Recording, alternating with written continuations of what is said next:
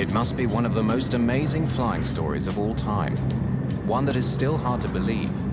An airliner full of passengers out of control at 17,000 feet. And the pilot is stuck outside the plane.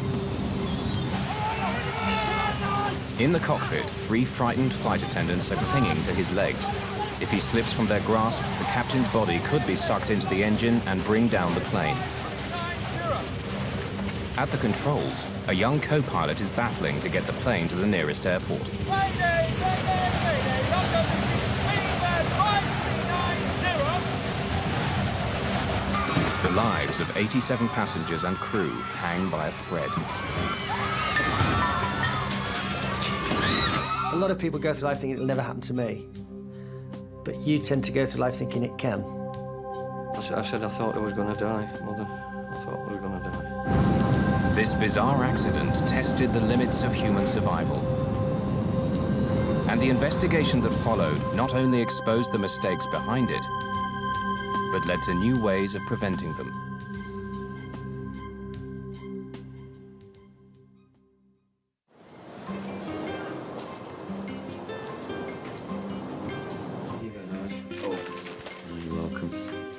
For the crew of the British Airways flight from Birmingham, England to Malaga, Spain, the 10th of June began like any other day.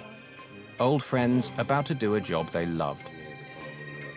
Yeah, God, I can't remember that though. Yeah, but I'm not doing it when I go. Stewards Nigel Ogden and Simon Rogers, along with stewardess Sue Prince, had worked together on and off for years. Anyway. They're an experienced, capable team that takes pride in its work.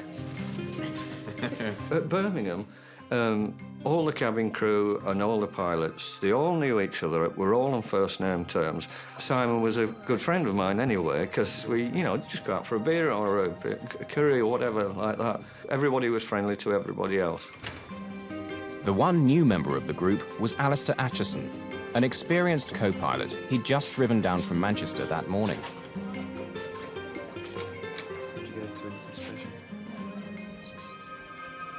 Morning, Alistair. Come on in. Tim Lancaster is captain. He's been a commercial pilot for 21 years. Well, we've better get started, eh? Chief Steward John Heward arrives to give the crew their final briefing. Morning, everyone. Right. Is that the first officer? Yeah, just down from Manchester. Nice seeing a new face. OK. Malaga. Right, looking forward to this. Right, Nige, you can sit up with me up front and talk rugby. Sue, where would you like? Over the wing? OK, so, Simon, you're at the rear. All right, now, just a few safety questions. Nigel.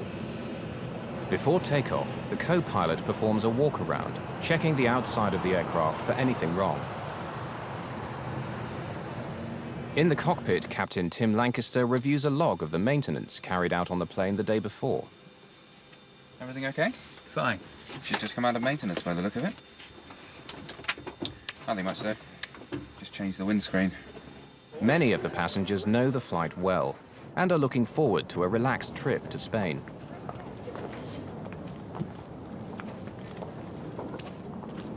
I was going to catch a plane from Birmingham to Malaga to meet my mum.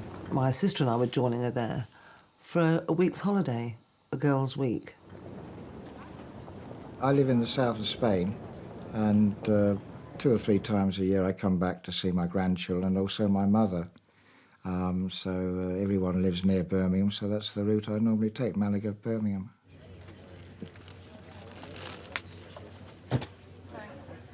These unsuspecting passengers and crew were about to begin an adventure of a lifetime.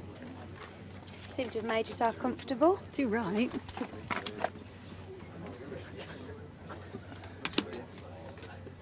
Ladies and gentlemen, this is your captain speaking.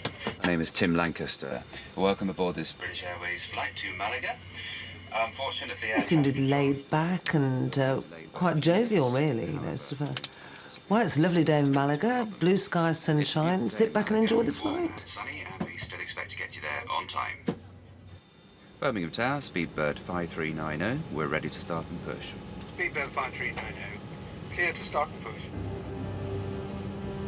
Ladies and gentlemen, we are now going to take you through our Safety procedures and equipment. As this information is for your benefit, we ask you to watch and listen carefully. Clear to start engines. Starting number 2. Emergency exits are on both sides. The stewardess and it shows you the emergency exit and all the emergency gear. And, of course, nobody's really watching. One chap was quite blasé, he was reading the Times, and people weren't really bothering because we've all been on flights and, you know, it's no big deal. The air can be topped up by using the mouthpiece, and there is a whistle for attracting attention.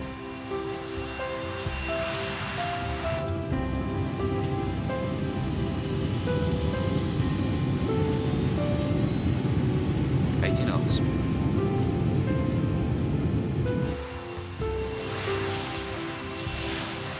The BAC 111 was known as the Jeep of the skies, a workhorse that was easy to maintain and had a good safety record.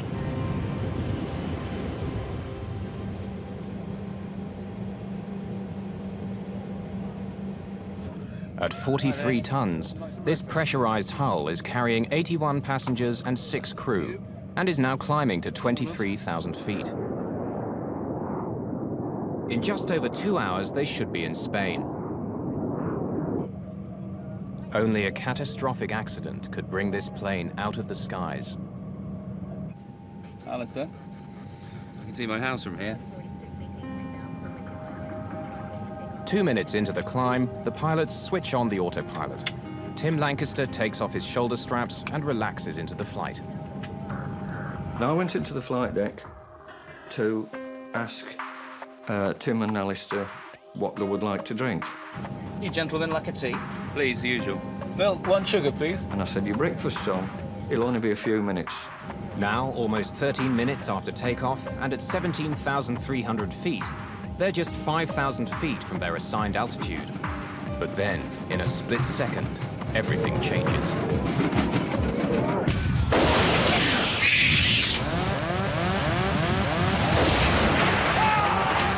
With a huge explosion, the captain's windscreen blows out into the sky. Almost immediately, a white fog forms. A sort of really intense stomach, body-shaking thud.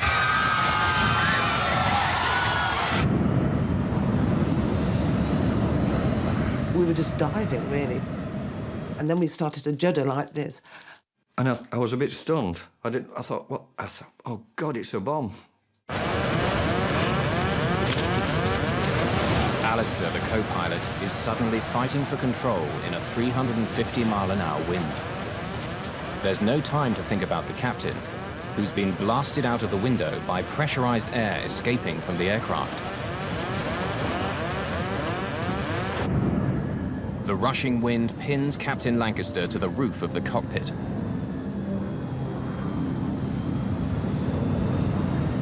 Inside, his legs have jammed the control column forward, disconnecting the autopilot and pushing the plane down into a dive.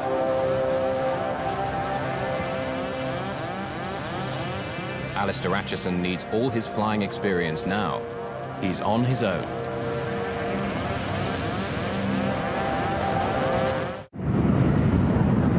The captain's body is pinned to the outside of the jet as it hurtles down from 17,000 feet. The throttles are jammed forward, increasing the speed to nearly 400 miles an hour. Co-pilot Alistair Aichison has to take command. While he fights to bring the plane under control, Steward Nigel Ogden can see his captain is being sucked out of the aircraft. And I looked in, the flight deck door was resting on the controls, and all I could see was Tim out the window. I jumped over, put one foot in the captain's footwell, and the other one was down the side of his seat. I just grabbed him before he went out completely. Nigel Ogden holds on to the captain for dear life. Outside, a 390-mile-an-hour blast of wind at minus 17 degrees centigrade smashes into Tim Lancaster's body. The tornado in the cockpit is giving Aichison major problems.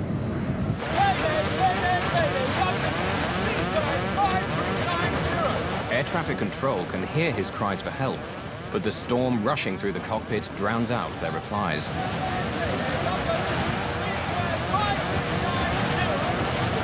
The captain's feet are still pushing against the control column, and Alistair is struggling to get full control of the plane. He's now diving through some of the busiest air lanes in the world, with the added danger of a mid-air collision.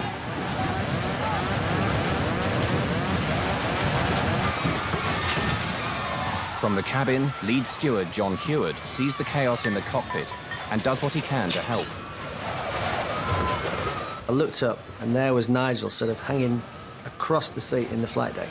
In front of me, the flight deck door had fallen forwards and trapped itself between the actual door frame and the throttles of the aircraft. So I literally stamped on it twice, and it literally broke into 3 or 4 pieces. Behind, on the wall of the flight deck, there is a spare seat for anybody to observe the flight or whatever. And I thought, well, if I put my arm through the seatbelt there, I can grab both of them, and at least we've got some sort of anchor point inside the aircraft. Alistair, who's never flown with this crew before, has to leave them to their own devices and focus on getting the plane to safety. He now has control of the throttles. John and Nigel have wrenched the captain's feet away from the control column. But instead of slowing down, Aichison decides to continue the rapid descent. It will quickly take him out of the way of any other air traffic and take him to a lower altitude where oxygen equipment won't be needed. Staying too long at a high altitude risks oxygen starvation, and this older aircraft is not fully equipped with oxygen for all the passengers on board. The airspeed indicator goes into the red.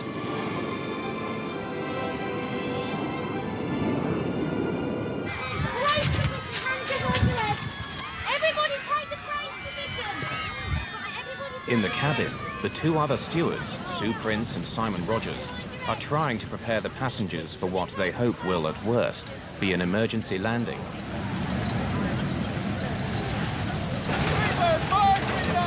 Mayday, mayday, mayday! Emergency depressurization on!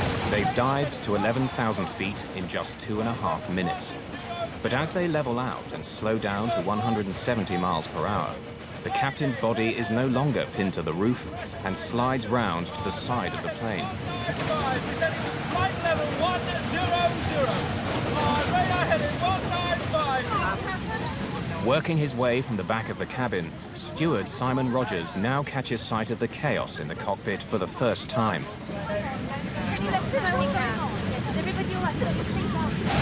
Now the aircraft had got to sort of flying fairly level, Simon came up from the back.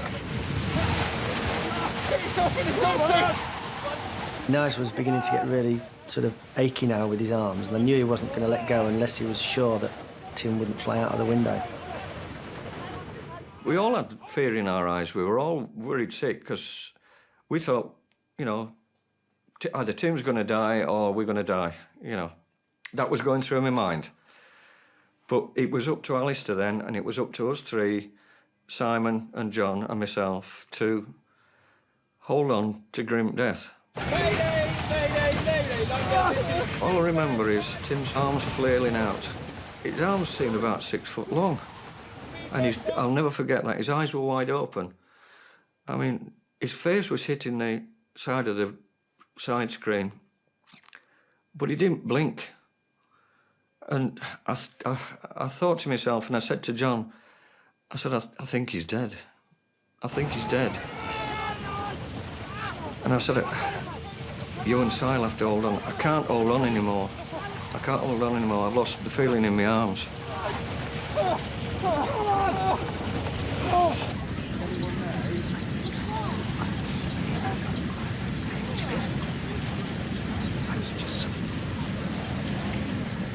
We decided to put Simon. I said to Simon, you sit in that jump seat and fasten yourself in.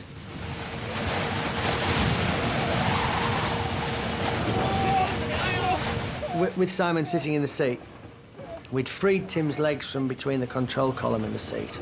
So we hooked his feet over the back of the captain's seat, and then Simon literally put his hands on the top, just so he was holding his ankles down.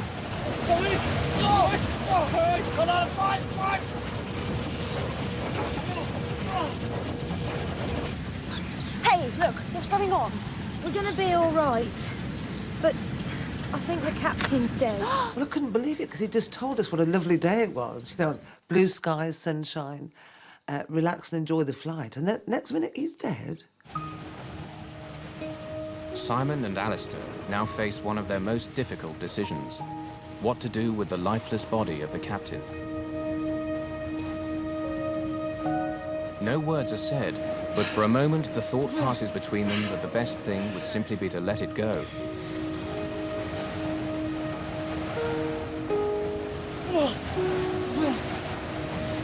No! Can you hold on to it, please?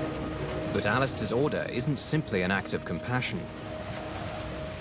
Releasing the body at the position it was in, it would have gone close to the upper area of the wing.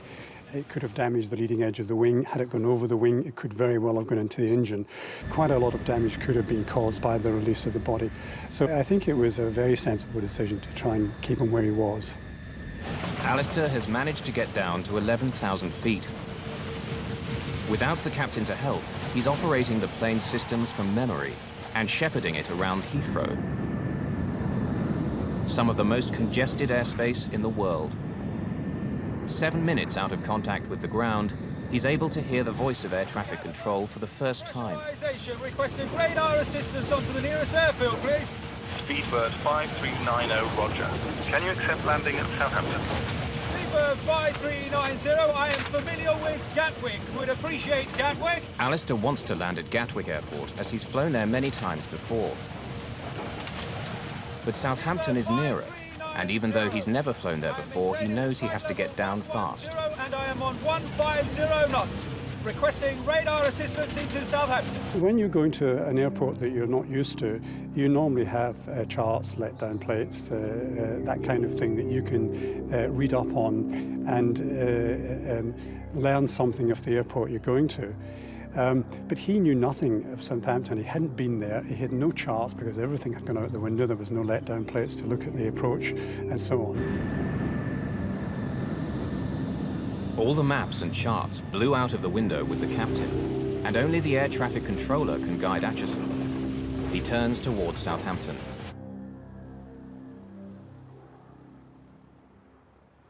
Southampton, this is Speedbird 5390. Do you read? Speedbird 5390. Good morning. Identified on handover from London radar 6 miles west of Southampton Airfield. What is your passing level? Roger, sir. I am not familiar with Southampton. Request you shepherd me onto the runway. When he spoke, he was obviously stressed. It sounded as if he was under a fair bit of pressure. What is your number of persons on board? We have 84 passengers on board, and I think that will be all until we are on the ground. Roger, that's copied. I've been advised it's pressurisation failure. Is that the only problem? Negative.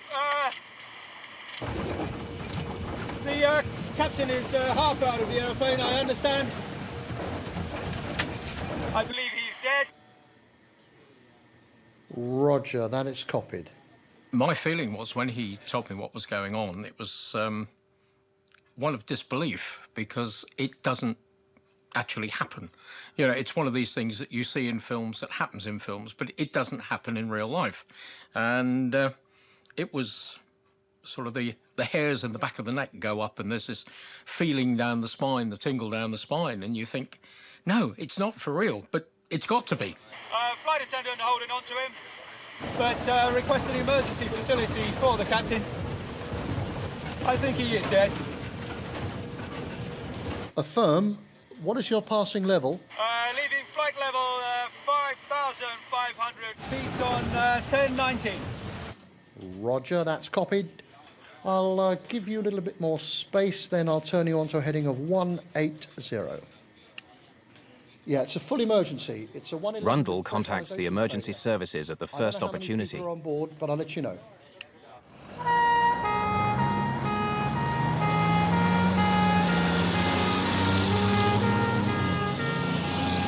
Could you confirm that the length of runway at Southampton is acceptable for a 111? Yes, it is acceptable for a 111, and I'll give you the figures shortly. As long as we have at least 2,500 metres, I am happy. I'm afraid we don't have 2,500 metres. Neither do Bournemouth. We have a maximum of 1,800 metres.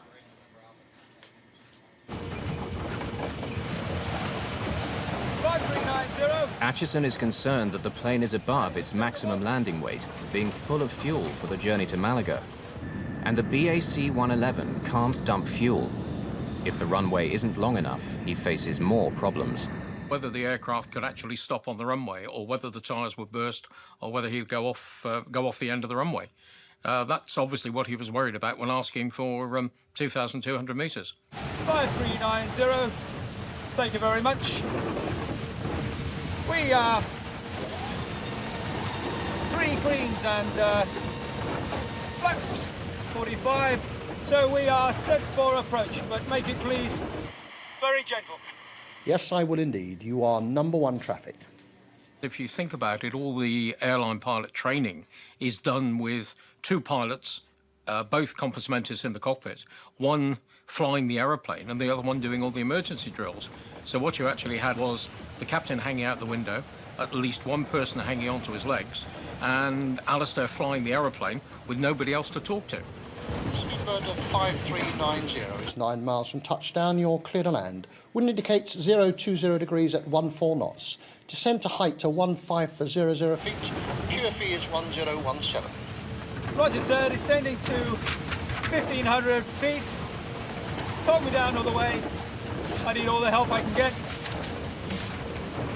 Roger, you'll be able to stop the aircraft on the runway and evacuate the aircraft on the runway. He must have been about 6 or 7 miles from touchdown. And obviously at that point I kept talking until he was happy he could see the runway and was happy to continue looking out the window and land the aeroplane. At the point he said he was visual with the runway, I effectively stopped talking.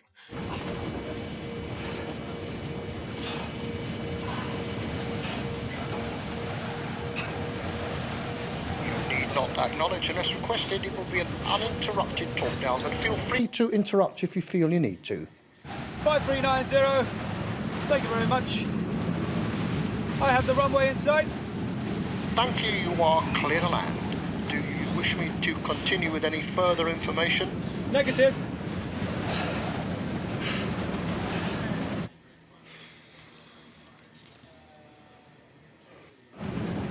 "32 minutes after takeoff, with 81 terrified passengers, a nearly full fuel tank, and the captain blasted out of the window, Alistair Aichison attempts the most difficult landing of his career.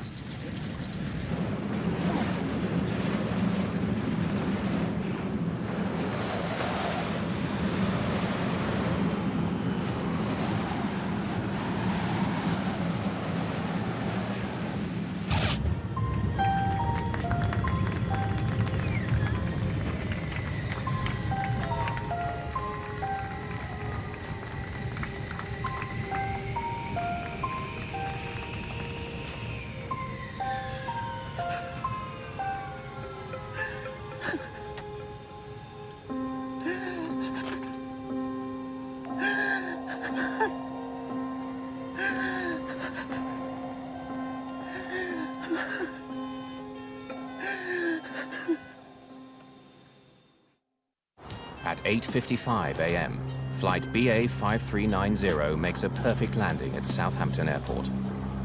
Immediately, emergency vehicles surround the plane. Firefighters remove the body of the captain and lead the passengers and crew away.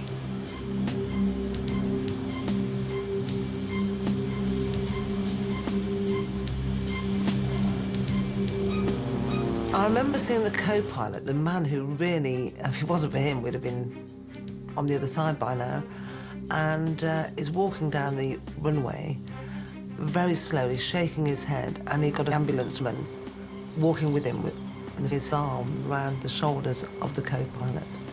And the co-pilot was shaking his head as if... I remember that distinctly. I don't know why, but I do.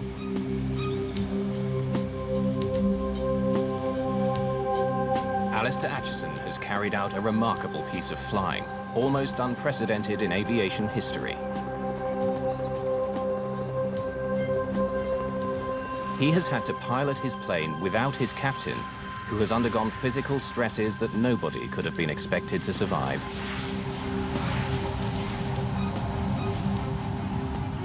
I think these extreme conditions, no one expects to occur in their lifetime. His survival time must have been measured in no more than tens of minutes as he became colder and colder and his body systems began to shut down. Tim Lancaster's body was subjected to a two-pronged assault.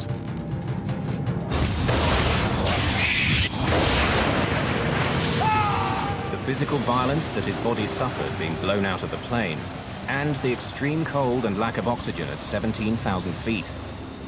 Every 1,000 feet of altitude causes the temperature to drop by 2 degrees centigrade. So the temperature on the outside of the plane would have been around minus 17 degrees centigrade. The extreme wind chill also meant his body was losing heat very rapidly. He would have lapsed into semi-consciousness and then unconsciousness, and as the temperature, his core body temperature fell, he would have finally died as a result of the excessive cold in that environment. Despite the trauma that Captain Lancaster's body suffered, there was one final twist to his story.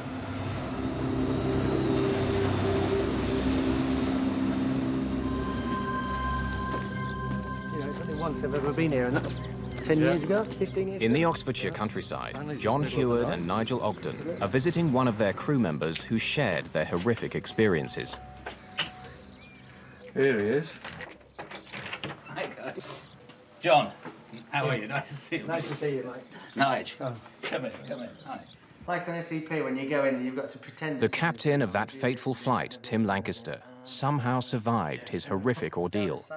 There were no fatalities on BA 5390. Yeah, that's it now. You can go on the 3-day cruise across there. As his frozen, lifeless body was removed from the plane, nobody thought that Tim could have survived such punishment. But remarkably, he was slowly beginning to emerge from his horrific adventure. Tim, can you hear me? I regained some consciousness on the ground at Southampton because I remember big red and white things, which were obviously fire engines and ambulances, not people and not conversation. And then my next clear, lucid thoughts were in hospital in Southampton. Over the next few days, all the bits eventually arrived back in my sort of consciousness, and I put the jigsaw together and, you know, sort of played the whole story for myself and understood what had happened.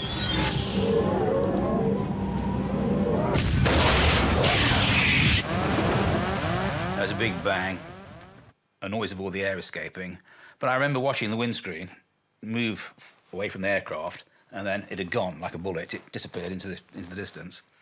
And I think there was an even bigger bang, or there was an even bigger bang. And I was very conscious of going upwards.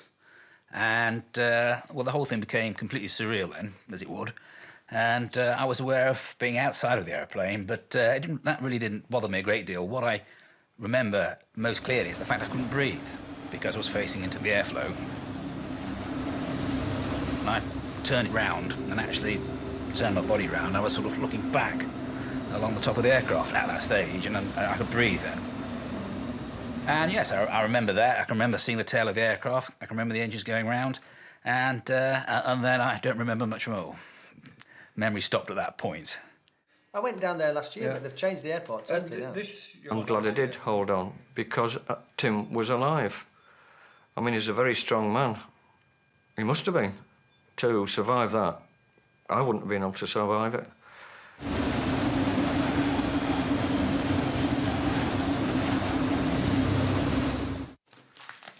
That's all very dramatic. It is, look. Tim Lancaster's survival was little short of miraculous. He'd been minutes away from death. It was Alistair Aichison's flying that saved his life.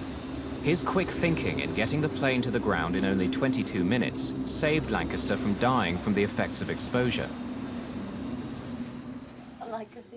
And by pure chance, the physical trauma he suffered was limited. It included a bone fracture in his right arm and wrist, a broken left thumb, bruising, frostbite and shock. Remarkably, within 5 months, Tim Lancaster had made a full recovery and was flying again. Speedbird 539. Of course, the captain wasn't the only one to go through a horrific experience. Battling with the controls whilst a tornado raged through the cockpit was something no commercial pilot could be trained for.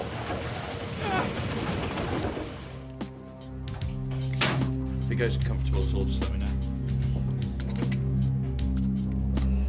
The few pilots who are able to understand the experience of Aichison and his crew include these young Royal Air Force trainees. Officer Shapley, seat 7. Line of Subaltern, seat 3. They are being put through a simulation of an explosive decompression in this hyperbaric chamber. It duplicates the effects of a window blowing out at 25,000 feet. Individual intercoms. Checked and operated. All connections. Checked and firm. Console checks are complete. Clear to claim instruction of the medical officer. Climbing to 8,000 feet at 4,000 feet per minute. The atmospheric pressure is initially set to 8,000 feet. This is the pressure inside the sealed cabin of most commercial aircraft. Anyone can survive this for many hours with no ill effects. Any higher than that, and the experience is very different. Is enabled. Students, listen in. Will all students please indicate with a clear thumbs up that they are ready for rapid decompression? 8 thumbs, rest your thumbs. Students, stand by for rapid decompression. In 5, 4, 3, 2, 1, now. The mist in the hyperbaric chamber is identical to the fog formed when the window blew out on BA 5390. At the instant of rapid decompression, the air in the cabin can no longer hold onto its water vapor, which is then released into the atmosphere as fog.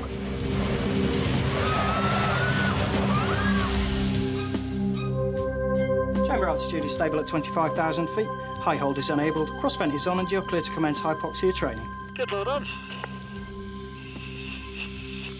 Good, we'll commence hypoxia training on students 7 and 8. Confirm 7 and 8. Once the fog clears, then the lack of oxygen at that height begins to tell. Okay, let's put you out your misery. Start copying these shapes in the right-hand bar, Jim.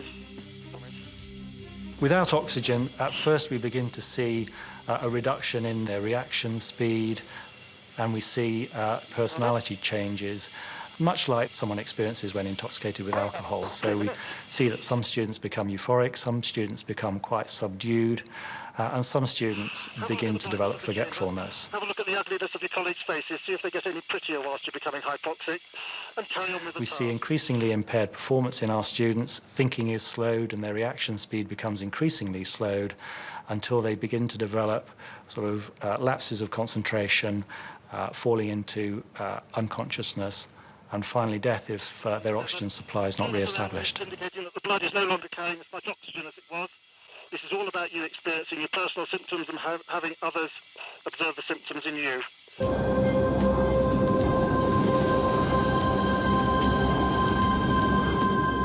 Flying alone, battling nearly 400-mile-an-hour winds, and defeating the possibility of oxygen deprivation, Alistair Aichison's achievement in saving Flight 5390 was outstanding.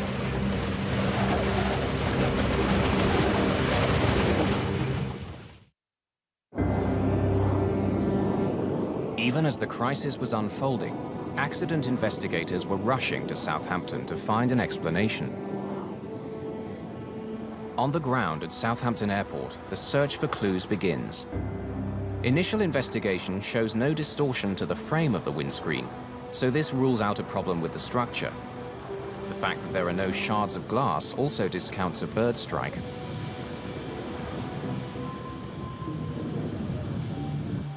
Steward Culling, senior investigator with the Air Accident Investigation Branch, has little to go on. Windscreen was missing, there was a certain amount of blood around, there were some minor dents and scrapes on the fuselage, as you'd expect if the window had gone past, and really that was about it, apart from a lot of paper scattered around inside.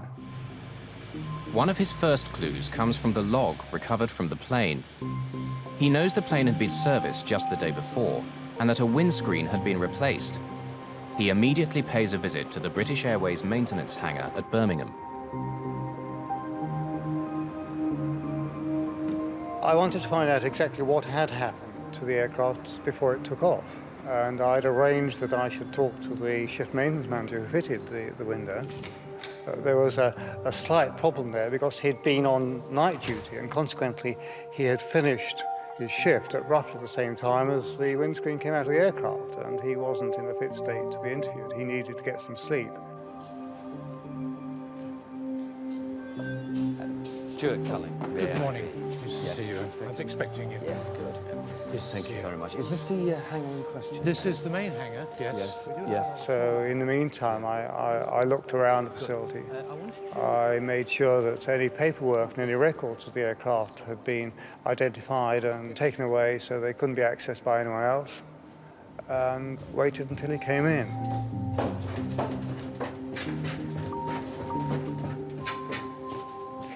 Hello, I'm from the AIIB. Yes, and this is my colleague. What I'd like to do today is just find out what went on during that shift pattern and how it went. Thank you very much. Did you notice anything about the window itself, any stress marks that were worrying you? My first conversation with the shift maintenance manager was relatively general, because at that stage we had no evidence that was relevant. Yourself, you didn't delegate it to somebody else and then check Stuart, it? there's a phone call for you. Just come in. Oh, right. Would you mind if I took this and come back? So I took the call and found that it was information about the windscreen which had been found near Didcot, and there were something like 30 bolts found with it, most of which were one size short in diameter, one size too small in diameter. It was a crucial error. On some planes, windscreens are fitted from the inside and use the internal pressure inside the cabin to keep them in place. But on the 111, the windscreen is bolted on from the outside. Any weakness in the bolts could mean that the pressure inside the plane would blow the windscreen out. It appears Culling has very quickly found the mistake and the guilty man. I've had some news which I think is very relevant. I've heard from my colleagues who are working on the bolts. They tell me they're the wrong bolts. They're the wrong diameter. No, that's not possible. They're exactly the same bolts that I took out of there. He's a professional man. He's very keen on doing things, to his mind, in the interest of the company. And he's suddenly told that he's put a windscreen in using bolts of the wrong size. And he's absolutely shocked. I can show you. I'll show you the bolts I got out of there. One thing that came out was that he said, oh, the old bolts went into a waste bin in the hangar where he did the job, and they may still be there. So we rushed across to the waste bin and found something like 80 discarded bolts. Here. They'll be in here. This is where I put them. These are the bolts. And these are the ones you checked against the new ones? That's right. Yeah, I took from the carousel. It was really excellent evidence. Gold, as far as I was concerned. Well, I'll take these away. Okay. By comparing the maintenance manual to what the engineer had told him, Culling is quickly able to identify the first part of the sequence, what went wrong the previous night when the window of the BAC 111 had been replaced. We went through the whole chain of events that had occurred, and we found that there were something like 13 different anomalies which led to the fitting of the bolts. And had any of these caused him to think, the sequence of events would not have continued and there wouldn't have been an accident.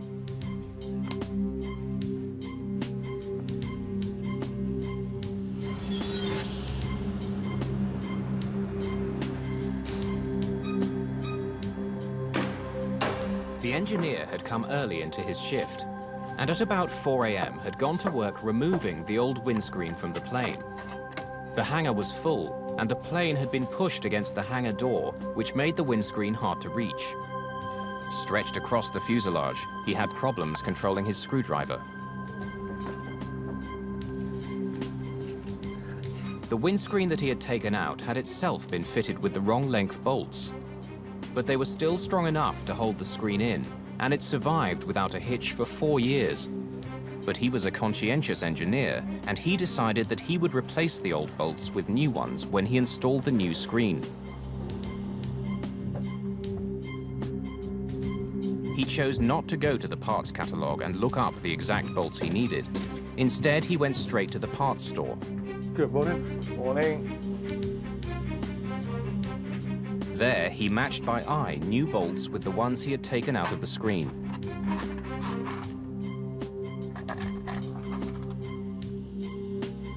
His eye match was good, and he found a few fresh bolts of exactly the same type in a drawer. What I'm after is I need 97 Ds. I'm just doing a windscreen on a 111 over there, and I need some new bolts. 8 Ds on a 111? Well, no, these are 7s. This is a 7. I've just taken it out. We haven't got any 7s anyway. OK. Right, The store manager knew which bolts the engineer should have been looking for, but the engineer chose to ignore his advice. Instead, he drove to the other side of the airport to find a match for his bolts. It was now about 5:15 a.m., and in a dark corner of the hangar, he continued to search for new bolts identical to the ones he'd taken out of the plane. But in the gloom, his luck finally ran out. He thought they matched, but they didn't.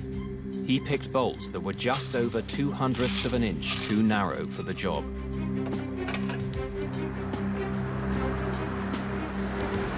Returning to the 111, he stretched over the plane and began fitting these new bolts.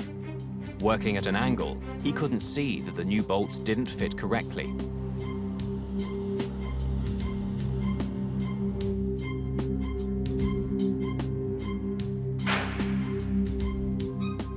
Signing off at 6 a.m., the engineer had managed to get his work done in time. The plane was now ready to be handed over to Captain Lancaster and his crew. In fact, it was a disaster waiting to happen.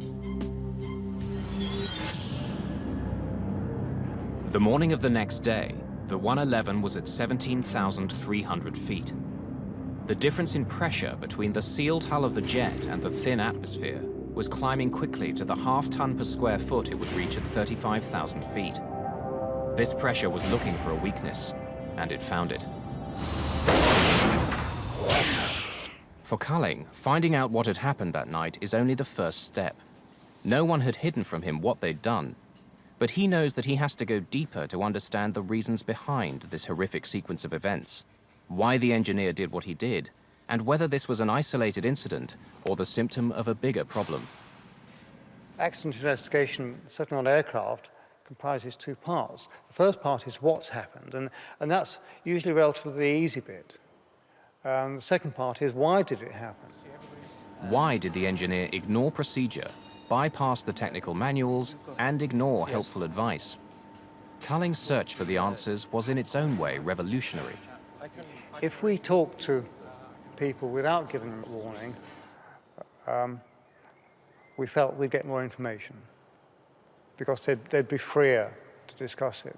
If we gave them a formal caution, as it were, we thought that they would dry up. Coffee? Yes, please. Great. How was the journey in? Oh, well, usual stuff. They decide to talk to the engineer well away from the hangar in a cozy hotel room. Well, thanks for coming in. To gain insight into the methods of the maintenance engineers, Culling then does something no one had done before. He brings in a behavioral psychologist. So,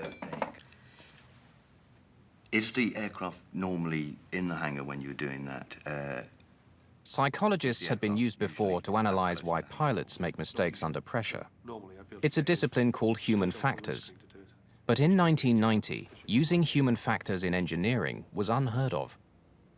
I wanted a professional slant on what is really psychological territory. I would hope that as far as the shift maintenance manager was concerned, that it gave him extra confidence that we were trying to be even-handed and that we were trying to get to the bottom of it. You know, the parts catalogue. When you're getting the bolts out, do you go straight to the parts catalogue, or do you just sort of...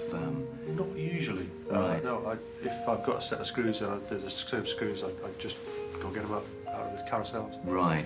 You find it's easier to do it visually? It was, in that case, easier to do it visually from the bolts you take now? Yeah, because they're the same bolts that come out, the same ones go back in, so same size bolts, there's no difference. And if it worked before, it must be the right bolts? Yeah, it's just replacing like with like, really. Yeah, because it had been flying. We were somewhat horrified that they had admitted those things to us, because after all, we were officially, in inverted commas, and they were quite proud of them. We would have thought that had they used such practices, they would have kept very quiet about it. If I'd had to go check with the computers what bolts I needed and what parts and how to fit the thing, then there was a good chance it wouldn't have been flying at the time it was meant to be. Good, good. So, when you're doing the job now, you're an experienced engineer, it might not be by the book all the time, like you would train somebody who was new. No, not usually. We've been doing these things for years. Culling was stunned by what he was hearing, but there were more revelations to come.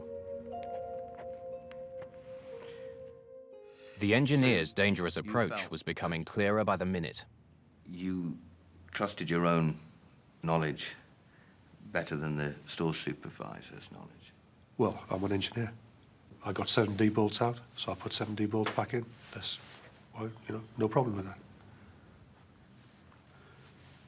It's that simple. So you trusted that the aircraft had been flying, so therefore they must have been the right bolts? Yeah, that aircraft had done lots of hours with that windscreen. Their whole aim was to expedite work through their station. They had a lot of work coming in. It was all done at night, and in many cases they had more work than they could reasonably handle. And they had devised little stratagems to get round that. Culling and the psychologist's insights made their way into the first draft of the report. It said that there were systemic faults in the maintenance procedure in Birmingham. But under pressure from British Airways lawyers, and because they hadn't carried out their investigation following normal procedure, the final report was forced to change its emphasis.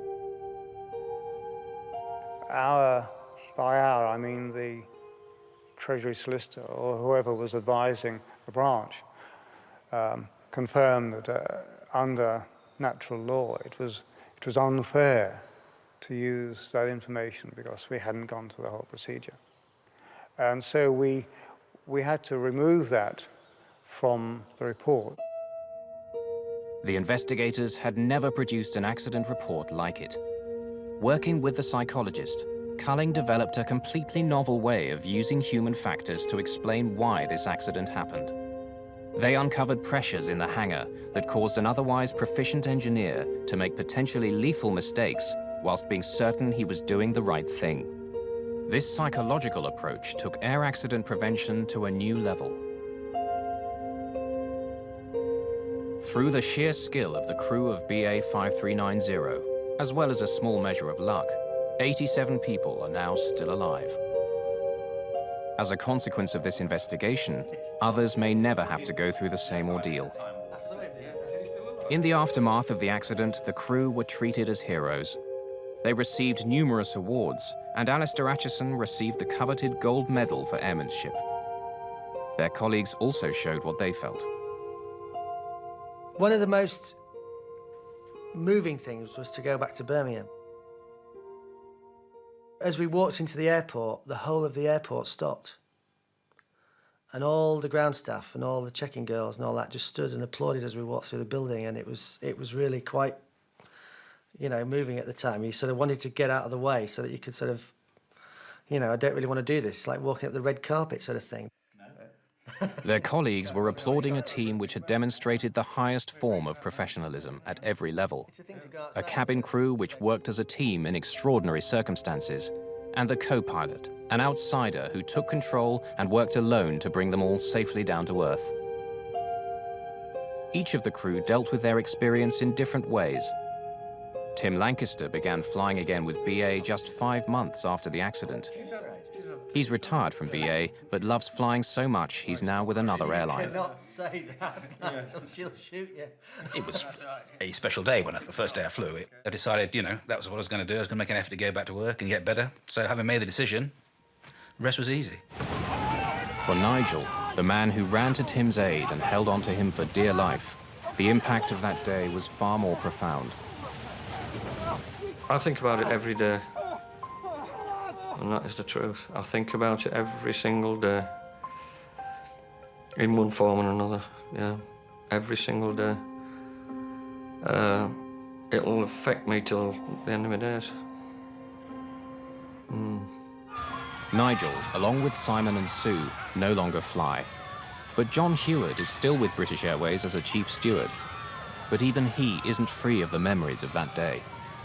They were bringing in another British Aerospace aeroplane to where I worked in Birmingham, and unfortunately that window was fitted from the outside, and the layout of the cabin was identical. And when I sat on it, it all came back to you. But for that reason, I've gone back to work at Heathrow and fly long-haul flights again, because those aeroplanes have got no resemblance to the 111 at all. Alistair Aichison, who is still flying for British Airways, chose not to take part in this film.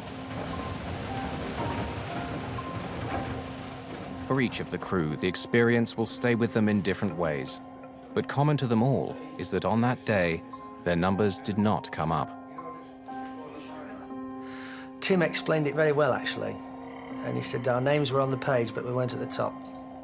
And I think that was, you know, probably true.